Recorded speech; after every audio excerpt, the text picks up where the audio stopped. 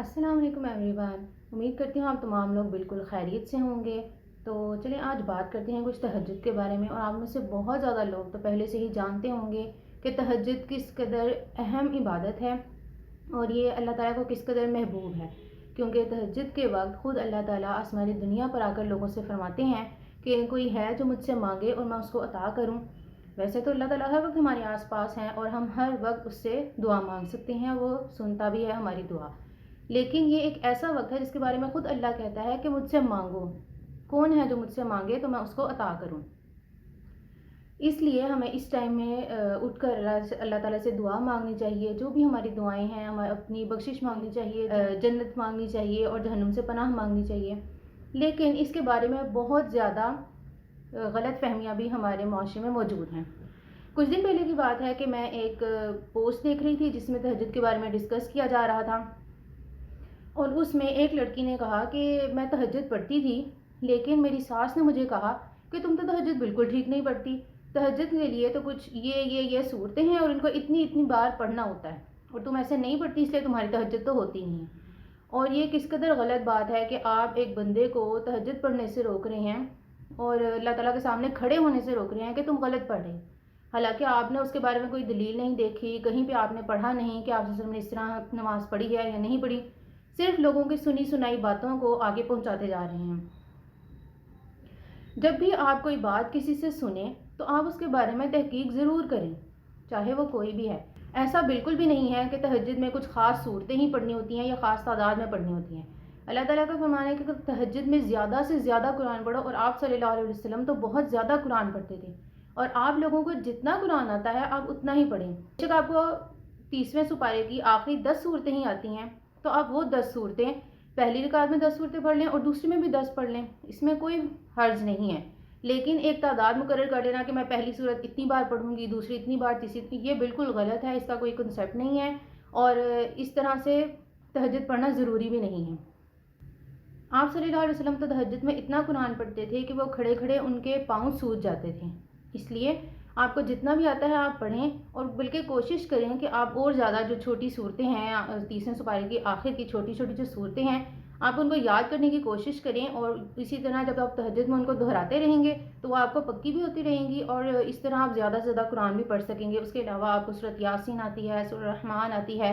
یا سورۃ واقعہ، یا کوئی بھی ایسی صورت آتی ہے، آپ ایک دن وہ صورت پڑھ لیں، اگلے دن دوسری صورت پڑھ لیں، اس طرح سے آپ روز اس کو پڑھ سکتے ہیں۔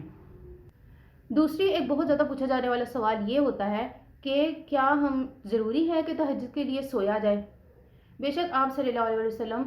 سو کر اٹھنے کے بعد تہجد پڑھتے تھے، اور اسی لیے بہت زیادہ علماء جو ہیں وہ کہتے ہیں کہ سوئے بغیر تہجد نہیں ہوتی۔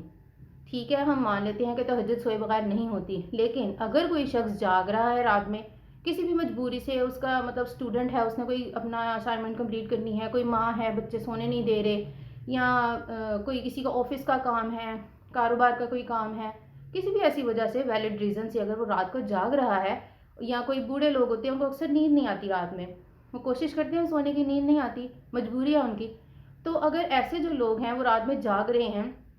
تو اب ہم ان کو منع نہیں کریں گے کہ آپ پڑھیں ہی نہ۔ اب یہ آگے اللہ کی مرضی ہے کہ وہ اس کو تہجد میں کنسیڈر کر لیں یا قیام اللیل ہی کر لیں۔ اگر ہم اس کو صرف قیام اللیل ہی کنسیڈر کر لیں تو یہ بھی اتنی بڑی اللہ تعالیٰ کی نعمت ہے کہ وہ ہمیں توفیق دے رہا ہے کہ ہم اس کے آگے سجدہ کریں اور اس کے لیے 2 نفل پڑھ لیں۔ تو اگر کوئی جاگ رہا ہے اور وہ کہہ رہا ہے کہ بھئی مجھ سے نیند نہیں آتی یا مجھے کام ہوتا ہے میں سو نہیں سکتا، تو آپ اس کو فورس نہ کریں کہ اگر وہ نہیں سو رہا تو وہ نماز بھی نہ پڑھے۔ وہ 2 نفل، 4 نفل، 6، 8 جتنے وہ پڑھ سکتے ہیں آرام سے آپ لوگ ضرور پڑھیں، چاہے آپ کو نیند آ رہی ہے یا نہیں آ رہی۔ لیکن اگر آپ سو کر اٹھ کر تہجد پڑھیں گے تو اس کا بہت زیادہ ثواب ہے، اور یہ رسول اللہ صلی اللہ علیہ وسلم کا سنت طریقہ بھی ہے۔ اس کے بعد تیسرا سب سے زیادہ پوچھا جانے والا سوال یہ ہوتا ہے کہ ہم کتنے نفل پڑھیں تہجد میں؟ رسول اللہ صلی اللہ علیہ وسلم تو 8 یا 12 پڑھتے تھے، بہت زیادہ نفل پڑھتے تھے، لیکن اللہ تعالیٰ کہتے ہیں کہ وہ عمل کرو جو کنسسٹنسی کے ساتھ کر سکو، یعنی ایسا عمل کرو جو روز اتنا ہی آپ کر سکیں۔ اس لیے اگر آپ دیکھتے ہیں کہ آپ روز 2 نفل پڑھ سکتے ہیں تو بے شک آپ 2 ہی پڑھیں، لیکن روز پڑھیں۔ اگر آپ دیکھتے ہیں کہ آپ 4 پڑھ سکتے ہیں تو آپ 4 پڑھیں، لیکن روز پڑھیں۔ ایسے نہیں ہے کہ آپ ایک دن تو 8 نفل پڑھ لیتے ہیں اور اگلے دن آپ 2 نفل پڑھ لیتے ہیں، اس سے اگلے دن آپ کچھ بھی نہ پڑھیں کہ جی ہم تھک گئے ہیں یا دل نہیں کرا. ایسا نہیں ہے. جب آپ تہجد شروع کر لیں تو آپ چاہے 2 نفل سے شروع کریں لیکن پڑھیں ضرور، اور اس کو لگاتار پڑھیں. یعنی ہر روز آپ وہ 2 نفل ضرور پڑھیں. لیکن اگر آپ 4 پڑھ سکتی ہیں، 6 پڑھ سکتی ہیں، 8 پڑھ سکتی ہیں، وہ آپ کی اپنی توفیق ہے، اللہ جتنی بھی دے دے. تو اس لیے جتنے زیادہ سے زیادہ آپ پڑھ سکتی ہیں آپ پڑھیں. اور بعض اوقات اگر آپ زیادہ نفل پڑھتے ہیں لیکن کسی دن آپ کی آنکھ نہیں کھلی، آپ کے پاس ٹائم کم ہے، اس دن مجبوری ہے چلیں آپ تھوڑے پڑھ لیں، کیونکہ اللہ تعالیٰ بھی جانتا ہے ہماری کہ انسان ہے نہیں کسی دن اٹھ سکے. تو اس وجہ سے آپ تھوڑے بھی پڑھ سکتے ہیں، لیکن اس کو عادت نہ بنائیں کہ آپ جتنے نفل آپ دیکھتے ہیں کہ میں روز پڑھ سکتی ہوں یا پڑھ سکتا ہوں تو اتنے نفل آپ روز پڑھیں. اور چوتھی سب سے اہم بات یہ ہے کہ اللہ تعالیٰ سے تہجد پڑھنے کی توفیق ضرور مانگیں.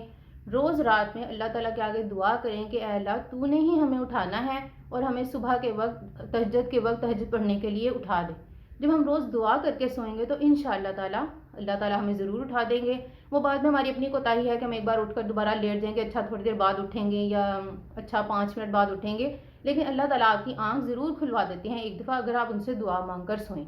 تو اگر آپ تہجد سٹارٹ کرنا چاہتے ہیں، جو کہ ضرور کرنی چاہیے، تو آپ اس پہ قائم بھی رہیں اور روز اللہ تعالیٰ سے دعا مانگیں کہ اللہ تعالیٰ آپ کو تہجد کے ٹائم پہ اٹھا دے. تو امید کرتی ہوں کہ یہ جتنے بھی بہت زیادہ پوچھے جانے والے سوال تھے، فریکوینٹلی آسکڈ کویسچنس تھے، یا کوئی غلط فہمی تھی کسی کے ذہن میں، تو وہ ضرور دور ہو گئی ہوگی. اس کے علاوہ آپ کے کوئی اور سوالات ہیں تو آپ ضرور مجھ سے پوچھ سکتے ہیں. اور اگر آپ کو اس ویڈیو سے کوئی فائدہ ہوا ہو تو آپ اس کو ضرور آگے شیئر کریں تاکہ زیادہ سے زیادہ لوگ اس سے فائدہ اٹھا سکیں. اور چینل کو سبسکرائب کر دیجئے اور بیل بٹن کو ہٹ کر دیجئے. اللہ حافظ.